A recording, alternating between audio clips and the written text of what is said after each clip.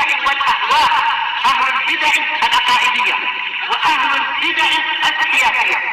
نقول بيننا وبينكم السلف، بيننا وبينكم الكتب، كان فيقول البدع بيننا وبينكم.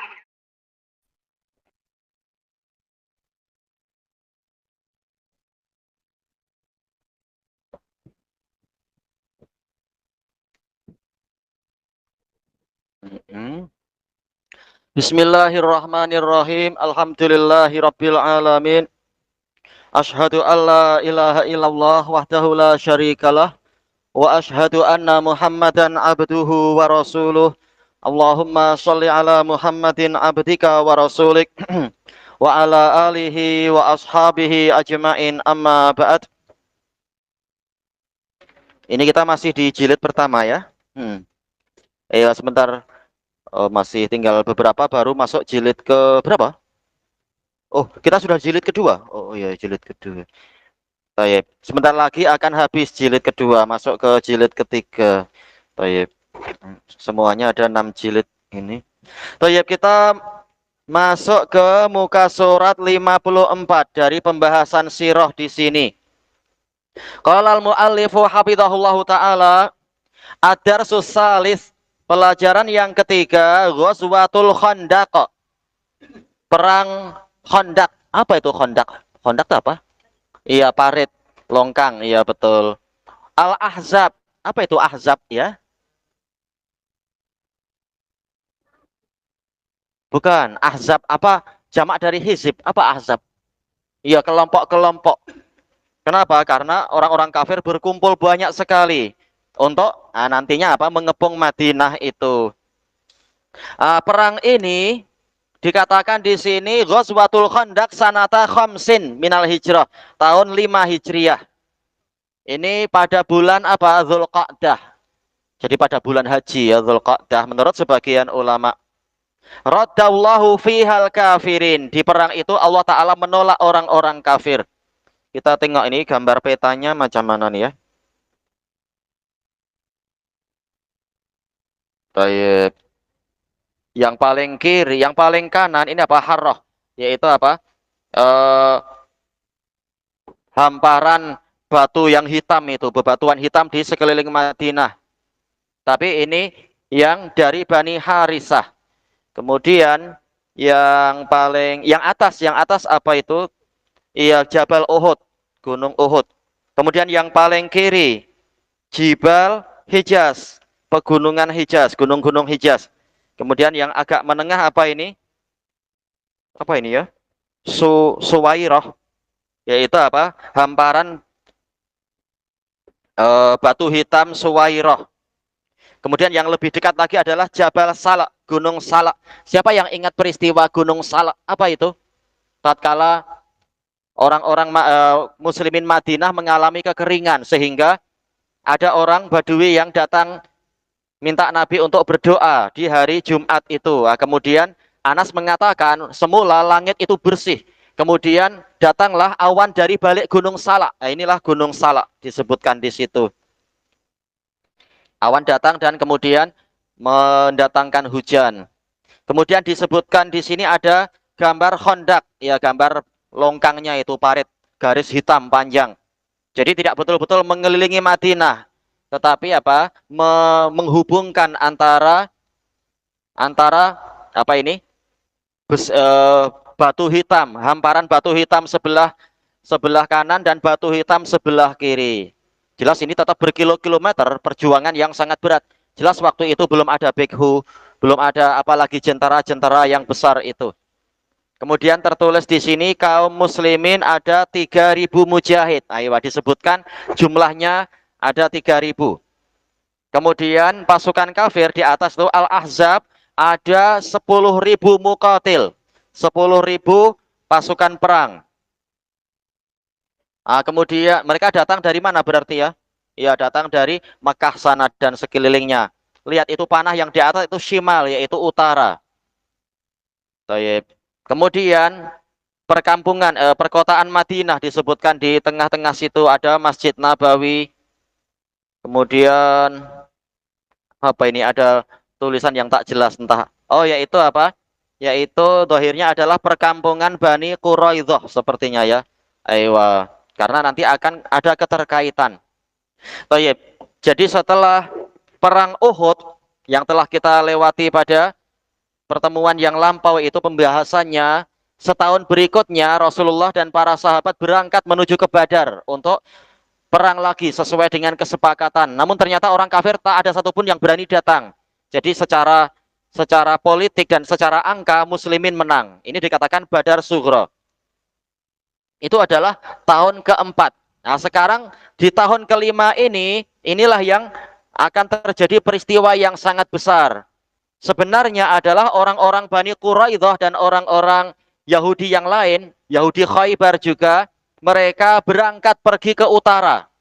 Jauh pergi meninggalkan Madinah dan sekelilingnya, datang ke Mekah untuk memberikan semangat kepada orang-orang kafir Quraisy demi memerangi Nabi Muhammad dan kaum muslimin. Nah, di Mekah mereka orang-orang Yahudi itu disambut oleh Abu Sufyan ibnu Harb sebelum beliau masuk Islam. Kemudian Abu Sufyan tanya kepada orang-orang Yahudi, kalian ahli kitab, kalian sudah punya kitab suci, maka kabarkan kepada kami siapa yang lebih lurus jalannya, kami kah Muhammad? Ternyata orang-orang Yahudi itu mengatakan, yaitu apa? Antum ahda sabilan min Muhammad wa ashabih. Kalian lebih lurus jalannya daripada Muhammad dan teman-temannya. Maka turunlah firman Allah Ta'ala, alam tara ilal ladzina yaz'umuna annahum amanu billahi wa ma unzila ilaihim, dan seterusnya itu sampai apa? Yu'minuna bil jibti wa taghut wa yaquluna lil ladzina kafaru haula'i ahda minal ladzina amanu sabila.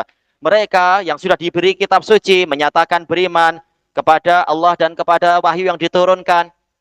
Mereka berkata kepada orang-orang kafir bahwasanya mereka itu lebih lurus jalannya daripada orang-orang yang beriman. Nah, mereka inilah orang-orang yang dilaknat oleh Allah. Kemudian mereka berangkat pergi ke Taif. Pergi ke orang-orang Ghatafan dan sekelilingnya untuk memberikan semangat agar bergabung memerangi Nabi Muhammad dan kaum muslimin. Nah, setelah itu mereka pulang. Maka berkumpullah pasukan kurang lebih berapa? 10.000 dari orang-orang Mekah, orang-orang Ghatafan, orang-orang Taif dan seterusnya, orang-orang Bani Fazarah dan kabilah-kabilah kabilah-kabilah Badui di sekelilingnya. Mereka berangkat ke selatan menuju ke Madinah. Nabi Muhammad SAW diberi informasi oleh Jibril bahwasanya pasukan yang banyak sekali akan datang, dan pasukan ini jauh lebih banyak daripada pasukan Nabi dan orang tua dan anak-anak juga para wanita. Semuanya kalau digabung tidak mampu untuk menghadapi jumlah yang 10.000 itu. Maka Nabi Muhammad SAW bermusyawarah dengan para sahabat bagaimana menghadapi pasukan sebanyak itu. Sampailah kemudian terbentuk kesepakatan untuk untuk menggali khandak, yaitu parit atau longkang. Di sebagian riwayat disebutkan ini adalah perkataan Salman Al-Farisi, mengatakan dahulu kami di Persia apabila kami dikepung oleh musuh, kami menggali longkang-longkang, parit-parit. Cuma sanadnya lemah kalau dinisbatkan kepada Salman Al-Farisi. Intinya memang kenyataannya Nabi dan para sahabat kemudian menggali longkang-longkang, dan itu di kemuncak musim dingin. Musim dingin biasanya apa? Orang malas untuk bergerak banyak, namanya sejuk, lebih suka di rumah.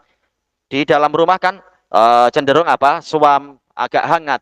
Tapi karena ini demi melindungi tanah air, melindungi wilayah kaum muslimin, melindungi para wanita dan anak-anak juga orang tua, maka mereka pun keluar untuk pergi ke sempadan Madinah, ke perbatasan Madinah, dan mulai menggali longkang-longkang itu sambil mereka mengucapkan bait-bait syair, nahnul ladina baya'u Muhammadan alal jihadi ma baqina abadan. Kamilah yang membaiat Muhammad untuk berjihad selama kami masih hidup selamanya, yaitu selamanya, selama kami masih hidup.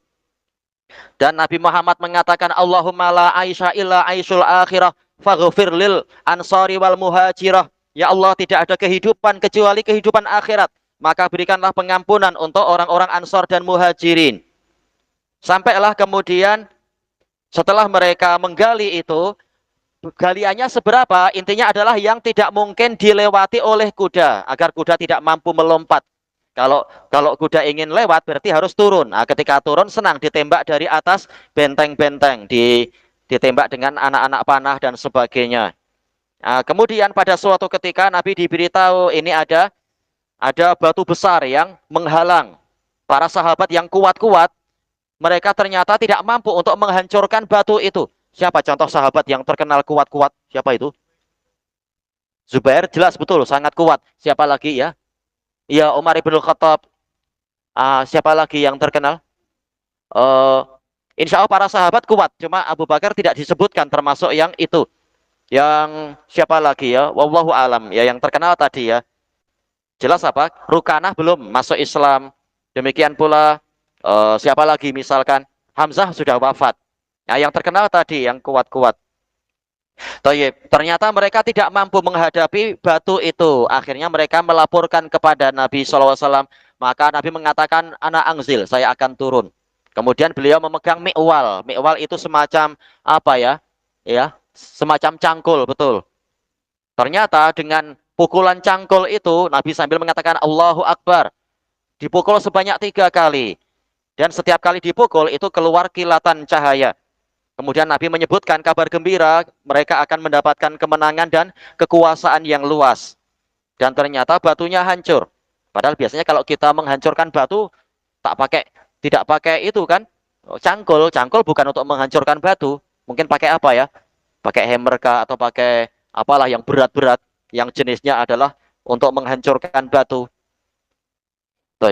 Mungkin pakai beliung, betul, pakai beliung. Tapi ini adalah mukjizat. Dan juga di masa itu mereka menghadapi kemiskinan, kekurangan makanan yang sangat parah.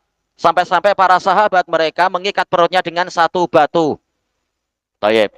Nabi ternyata apa? Ketika beliau memukul batu besar itu, para sahabat lihat perut beliau itu diikat dengan 2 batu. Jadi beliau bersabar lebih daripada para sahabat yang lain.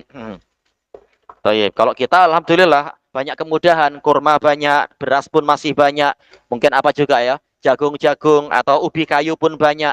Insya Allah makanan mudah. Sementara di zaman itu, tahun 5 Hijriah, keadaan sangat susah. Di musim yang sangat dingin lagi.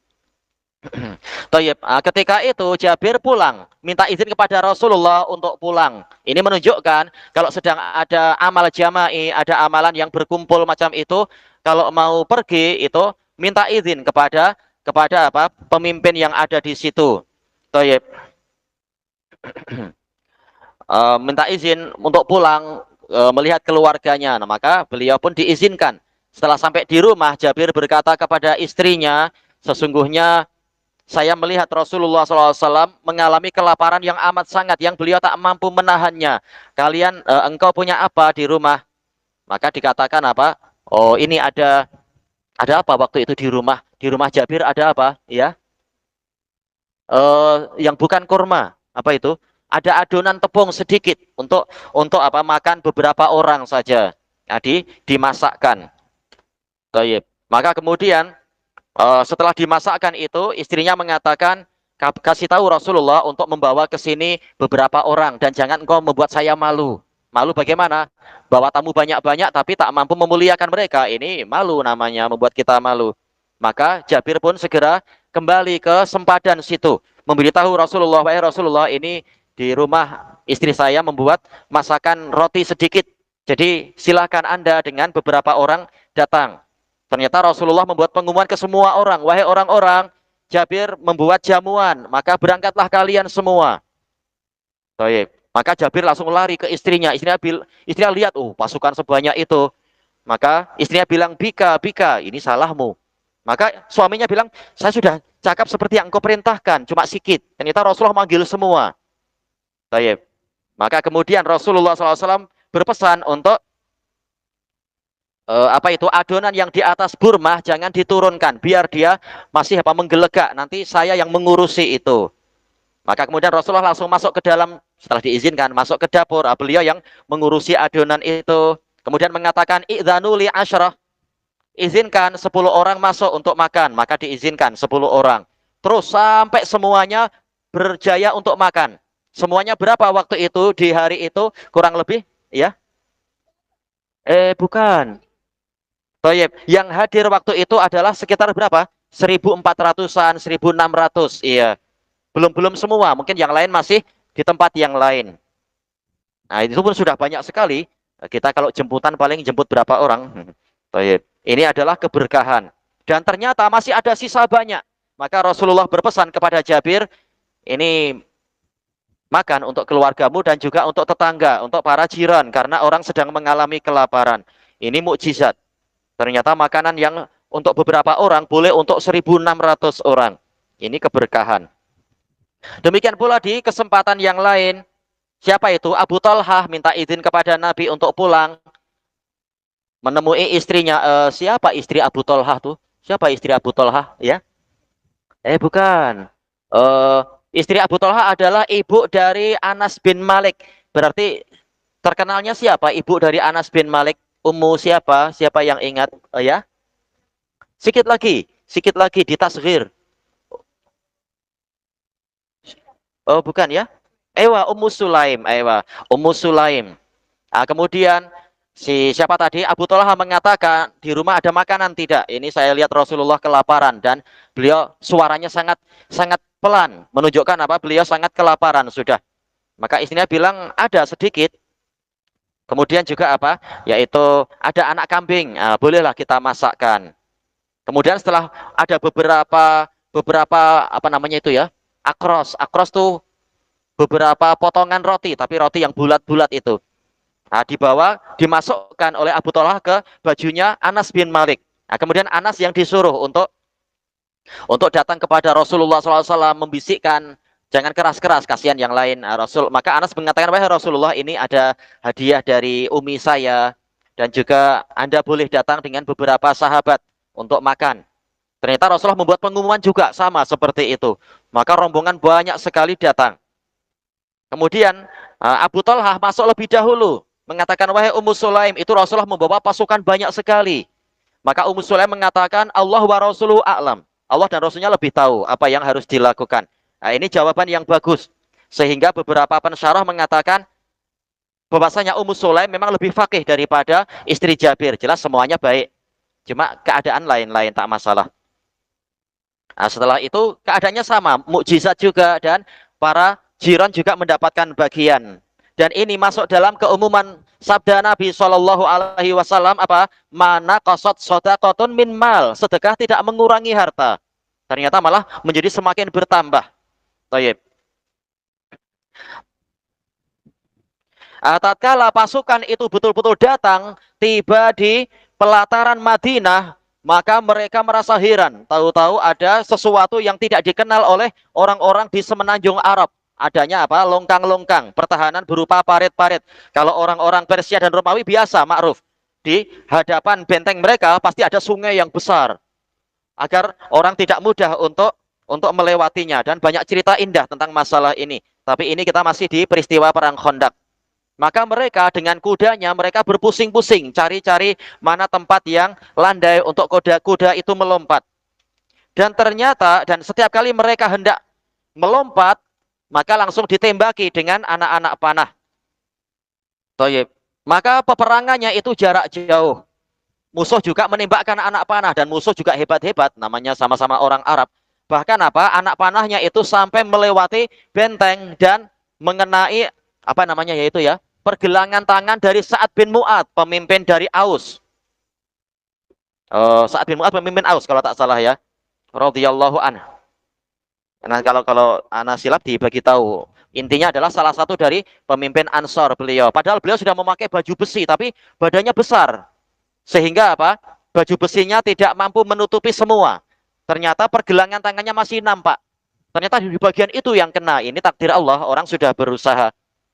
Nah, tatkala Rasulullah dibagi tahu bahwasanya Sa'ad bin Mu'ad itu pergelangan tangannya terkena anak panah sampai apa itu namanya?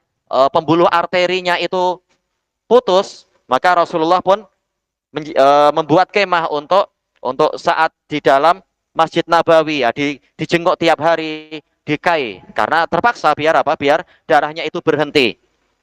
Maka Sa'ad bin Mu'ad berdoa, wahai Rasulullah, berdoa, ya Allah, kalau memang sudah tidak ada lagi peperangan setelah ini, maka wafatkanlah saya, yaitu sebagai orang yang mati syahid. Tapi kalau masih ada peperangan setelah ini, maka izinkanlah saya untuk, yaitu lanjutkan hidup saya. Dan jangan engkau matikan saya sehingga saya puas dengan keadaan, dengan apa? Keadaan orang-orang Quraidah. Karena apa? Sa'ad bin Mu'ad geram dengan pengkhianatan orang Yahudi Bani Quraidah. Bukankah sudah ada yang dikatakan piagam Madinah, dikatakan kesepakatan Madani untuk mereka tunduk kepada hukum Nabi? Bukan Madani itu berarti setara, kita dengan orang kafir setara, bukan. Mereka harus tunduk dengan hukum Rasulullah SAW dan seterusnya. Dan Rasulullah melindungi mereka dan mereka wajib membantu muslimin apabila muslimin diserang. Ternyata mereka berkhianat. Tayyib. Maka tahu-tahu dengan doa itu darahnya berhenti. Yaitu apa? Darahnya tidak lagi mengucur, doanya dikabulkan. Tahu-tahu lukanya kering. Tayyib. Dan Rasulullah SAW mendengar berita bahwasanya orang-orang Yahudi Quraidah mereka berkhianat. Maka Rasulullah mengirimkan Ali dengan beberapa sahabat untuk menanyakan kepada orang-orang Quraidah, apakah kalian hendak menolong kami seperti kesepakatan atau apa? Ternyata Ali datang lagi kepada Nabi memberikan kabar gembira, memberikan kabar bahwasanya mereka berkhianat, mereka ingin menyerang dari atas. Sehingga kaum muslimin pun mengalami ujian yang berat. Hunalika betuliyal mu'minuna wa zulzilu zilzalang syadida. Disitulah kaum mukminin diuji. Dengan apa? Dan digoncangkan dengan goncangan yang berat. Karena apa? Ija'ukum min fawqikum wa min asfala minkum. Tatkala mereka datang dari atas kalian. Maksudnya siapa? Orang-orang Quraidah dari Madinah bagian atas. Sementara yang dari bawah maksudnya adalah yang dari luar, yaitu pasukan yang datang dari utara itu. Baik, sampai-sampai orang munafikun mengatakan Muhammad menjanjikan kepada kita akan menguasai wilayah Romawi dan Persia. Itu bohong belaka. Sekarang kita untuk berak saja tidak aman. Ini bahasa kasar sekali. Baik, makanya orang-orang kafir, peristiwa itu diabadikan oleh Allah di dalam surat Al-Ahzab. Yaitu apa? Orang munafikun mengatakan ma wa'adanallahu wa rasuluhu illa ghurura. Allah dan Rasulnya tidak menjanjikan kepada kita kecuali tipuan belaka. Baik.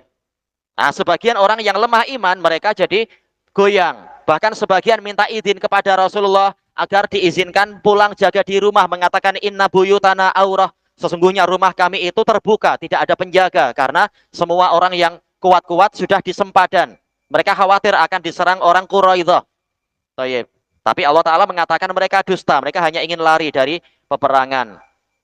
Setelah itu Allah mengingatkan laqad kana lakum fi Rasulillahi uswatun hasanah liman kana yarjullaha wal yaumal akhir wa dzakarallaha katsira. Sungguh telah ada untuk kalian pada diri Rasulullah suri teladan yang baik bagi siapa itu? Orang yang mengharapkan perjumpaan yang baik dengan Allah dan banyak mengingat Allah. Kalau banyak mengingat Allah, hati jadi tenang. Ala bidzikrillah tatmainnul qulub. Ketahuilah dengan mengingat Allah hati itu menjadi tentram. Yaitu bagaimana dijelaskan oleh para mufassirin, hendaknya kalian wahai kaum mukminin dan juga para munafikun lihat Rasulullah, beliau tetap tenang dan beliau berperang dengan tenang, tidak merasa gentar karena Nabi dan para sahabat yakin janji Allah itu benar. Walamma ra'al mu'minuna al-ahzaba qalu hadza ma wa'adana Allah wa rasulahu wa sadaqallahu hadza ma wa'adana Allah wa rasuluhu wa sadaqallahu wa rasuluhu wa ma zadahum illa imanan wa taslima. Tatkala kaum mukminin yaitu Nabi dan para sahabat melihat pasukan itu betul-betul datang, pasukan sebanyak itu, maka mereka mengatakan inilah yang dijanjikan kepada kami oleh Allah dan Rasulnya, dan telah benar Allah dan Rasulnya. Dan peristiwa itu tidak menambahi mereka kecuali keimanan dan kepasrahan. Ya, ini sudah diatur oleh Allah, kita tidak perlu takut dan seterusnya. Itulah peristiwa perang Ahzab. Dan ternyata pasukan berkuda dari orang-orang kafir tatkala mereka berpusing-pusing cari mana kondak yang agak boleh dilewati, mereka ternyata mendapati itu. Mendapati ada tempat yang agak landai yang boleh dilewati kuda, walaupun tetap susah, tapi daripada yang lain ini lebih baik. Maka ada 3 orang pasukan berkuda, mereka turun ke situ untuk mendekat ke benteng. Tatkala para sahabat melihat pasukan berkuda, ada yang berjaya menembus longkang tadi, menembus parit besar tadi, maka 3 orang dari kaum muslimin juga keluar untuk menghadapi mereka. Terjadilah perang, betul-betul perang jarak dekat. Toyib. Nah, ternyata ketiga-tiganya mati semua orang kafirnya itu, walaupun muslimin luka-luka dan sebagainya. Toyib. Sampailah kemudian pengepungan itu berlangsung dalam masa yang sangat panjang. Berapa lama pengepungan kurang lebihnya? Disebutkan tidak? Ya, kurang lebihnya adalah sebulan. Dalam keadaan kaum muslimin sudah semakin kekurangan makanan. Tayyib. Nah, kemudian Rasulullah SAW di malam yang sangat dingin itu, beliau bertanya, siapakah yang mau keluar dari benteng untuk melihat keadaan musuh, apa yang mereka lakukan. Kenapa? Karena tahu-tahu Allah Ta'ala mengirimkan tentaranya. Apa tentara waktu itu ya? Jelas malaikat betul, untuk menakut-nakuti mereka. Cuma tentara yang lain apa? Iya, berupa angin. Yang mana Nabi SAW mengatakan apa itu? Nusirtu bisoba wa uhlikat adun bidabur. Saya ditolong oleh Allah Ta'ala dengan angin soba. Soba itu angin yang halus. Halus tapi apa? Ternyata orang kafir pun tak kuat. Sementara orang Ad, kaum Ad, itu dihancurkan dengan angin dabur. Ini angin dabur yang memang menghancurkan segalanya, tidak menyisakan apapun. Dikatakan dabur. Ya, untuk umat ini diberi keringanan. Angin yang menghancurkan orang kafirnya, angin soba. Itu pun orang kafir tidak kuat. Bukan benteng, apa namanya? Kemah-kemahnya kena angin. Periuk-periuknya juga kena angin. Tayyib. Nah, kemudian Rasulullah setelah mendapati mereka dihantam oleh angin, di malam harinya Rasulullah bertanya, siapa yang mau keluar untuk melihat bagaimana keadaan orang itu, dan dia akan menjadi teman saya di surga. Nah, setiap kali dipanggil, maka yang menyambut seruan siapa ya? Ya, belum. Yang pertama kali siapa? Nadaba Rasulullah SAW fantadaba Az-Zubair. Setiap kali Rasulullah memanggil, itu di peristiwa Ahzab itu, maka Az-Zubair yang bangkit. Tapi Rasulullah dapat wahyu, ini bukan masanya Zubair. Tapi dipanggil 3 kali, selalu Az-Zubair yang siap. Sampai Rasulullah mengatakan apa? Innalikulli nabiyyin hawariyan wa hawariyi Az-Zubair ibnul Awam. Sesungguhnya setiap nabi itu memiliki teman setia. Sesungguhnya teman setiaku adalah Zubair ibnul Awam. Cuma Nabi dapat wahyu kali ini yang ditugaskan bukan Zubair. Maka Nabi kemudian apa? Melihat ada yang berselimut. Ternyata memang dialah yang dipilih oleh Allah. Nah, Hudzaifah bangun. Tayyib. Hudzaifah mengatakan apa? Yaitu dalam riwayat Muslim mengatakan cuacanya sangat dingin. Saya malas untuk keluar dari selimut. Tapi karena Rasulullah memanggil, maka wajib untuk dipenuhi. Kemudian apa? Rasulullah mengatakan, engkau pergi ke sana dan jangan buat kejutan. Cukup engkau bagi tahu apa yang terjadi. Lalu ceritakan pada saya. Maka begitu Rasulullah memberikan perintah, Hudzaifah berangkat, kata beliau, seakan-akan saya berjalan di atas hammam. Hammam itu apa? Pemandian air panas, tidak sejuk sama sekali. Ini barokah, mukjizat Nabi dan karomah untuk Hudzaifah tadi. Beliau keluar dari benteng tanpa diketahui musuh. Kemudian beliau pergi sampai ke tempat perapian ya, api unggun tuh ya. Perapiannya siapa itu? Siapa pemimpin Ahzab tadi? Siapa pemimpin Ahzab ya? Iya, Abu Sufyan. Nah, langsung beliau menyusup ke situ. Beliau pakai apa namanya, kain pelikat. Yang lain pun pakai kain pelikat karena semuanya kedinginan. Kemudian apa? Abu Sufyan mengatakan, namanya orang pandai kan, hendaknya masing-masing dari kalian lihat siapa teman dekatnya, jangan sampai kita dimasuki mata-mata. Hudzaifah langsung bilang ke temannya, kamu siapa? Temannya bilang, oh saya Fulan bin Fulan. Langsung dia yang tanya. Nah, jelas yang ditanya, yang bertanya jelas apa, malah tidak dicurigai. Sudah bertanya lebih dahulu. Nah, kemudian setelah semua jelas, oh ini teman sendiri, maka Abu Sufyan mengatakan, barang-barang kita sudah habis, perbekalan habis, kita tak mampu menghadapi mereka, kita harus pulang. Siapa tadi? Hudzaifah mengatakan, saya sudah pegang anak panah, kalau saya ingin memanah cepat saja itu. Tetapi Nabi sudah berpesan, jangan mengejutkan mereka. Ya, ini hikmah. Allah tahu bahwasanya nanti orang-orang ini akan masuk Islam dan akan jadi pahlawan nanti tatkala perang menghadapi orang Persia dan Romawi. Ini hikmah. Tidak dibunuh waktu itu karena ada hikmah di balik itu, ada jasa yang besar nanti untuk mereka. Baik, maka Hudzaifah pun kembali ke Rasulullah SAW menceritakan peristiwa itu. Setelah itu tidur, dah letih. Sebagaimana dalam riwayat Muslim, saking letihnya pagi harinya beliau ketiduran sampai dibangunkan oleh Nabi. Kum ya nawam, wahai penidur bangun. Ini tentunya bukan menghina ya. Baik ya, namanya keletihan semalaman pergi ke tempat musuh, keletihan beliau. Inilah peristiwa perang Ahzab sampai kemudian orang-orang kafir pun pergi. Mereka tidak mendapatkan apapun. Baik. Kemudian apa Rasulullah SAW bersabda, yaitu apa? Setelah ini kita yang akan mendatangi mereka dan mereka tidak akan mampu mendatangi kita. Kata para sejarawan, memang setelah itu orang-orang Quraisy tidak mampu mengumpulkan pasukan sebanyak itu untuk menghadapi Nabi.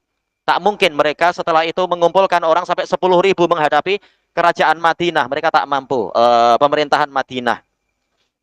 Dan beberapa masa setelah itu, setelah peristiwa itu, maka masuklah Islam. Siapa yang masuk Islam setelah itu ya? Iya.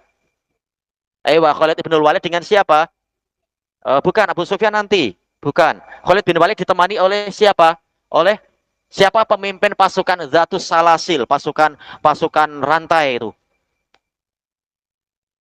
Ya, ingat tak? Gimana cara kita ngasih itu ya? Susah juga ya. Namanya adalah Amr ibnul As. Siapa tadi? Khalid bin Walid dan Amr ibnul As datang kepada Rasulullah. Rasulullah mengatakan ini, orang-orang Quraisy telah mengirimkan jantung hati mereka. Ya, dua tokoh besar datang untuk masuk Islam. Bukan berarti betul-betul setelah Khandaq, tapi apa? Beberapa masa sedikit setelah itu. Di tahun yang sama, kurang lebihnya. Ada yang mengatakan beberapa bulan setelah itu, yaitu setelah peristiwa apa? Hudaibiyah. Nah, tatkala Rasulullah pulang ke rumah untuk mandi, tahu-tahu beliau didatangi siapa? Siapa yang datang kepada Nabi ya? Wah betul, malaikat Jibril. Malaikat Jibril waktu itu pakai apa? Siapa yang ingat? Ya pakai apa? Apa? Oh, bukan.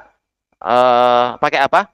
Ya, beliau masih pakai baju besi, pakai helmet besi. Padahal kalau tak pakai pun siapa yang mampu menusuk Jibril? Tapi memang diberi apa? Diberi pakaian perang oleh Allah Ta'ala.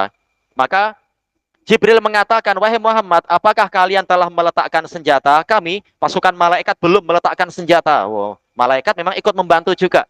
Maka Nabi paham maksudnya. Nabi tanya, ila ain, kemana? Maka malaikat Jibril menunjuk ke arah mana itu? Berarti ke arah mana itu? Itu ke arah sana berarti ya. Ini berarti arah mana? Utara tapi agak ke kanannya lagi. Ke kanan berarti mana? Timur kah? Ke arah antara utara dengan utara ke kanan. Sebelah kanan utara tuh mana ya?